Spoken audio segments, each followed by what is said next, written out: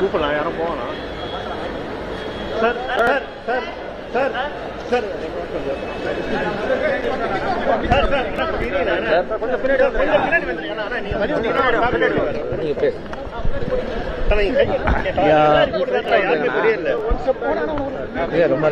ரொம்ப நல்லா தரிசனம் ஆச்சு.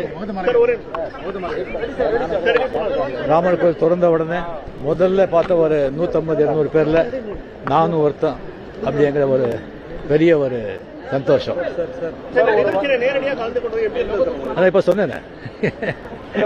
ஒரு வரலாற்று நிகழ்வு அப்படின்னு பெருசா இந்தியா முழுக்க பேசப்படக்கூடிய சூழல்ல இது ஒரு ஆன்மீகமா இல்ல ஒரு அரசியலா அப்படிங்கிற கேள்வியும் எழுது.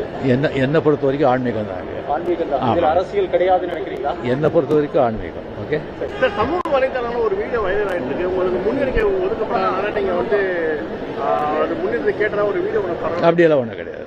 அதாவது இந்தியா முழுக்க ஒரு ஒற்றுமையோடு பயணிக்க வேண்டிய நேரத்துல இது வந்து ஒரு மத அரசியலை முன்னிறுத்தக்கூடிய நிகழ்வுங்கிற விமர்சனங்கள் கடுமையா வந்து ஒவ்வொருத்தருடைய பார்வை ஒவ்வொருத்தர் மாதிரி இருக்கும். எல்லாருடைய பார்வை ஒரே மாதிரி இருக்கணுங்கிற அவசியம் இல்லை.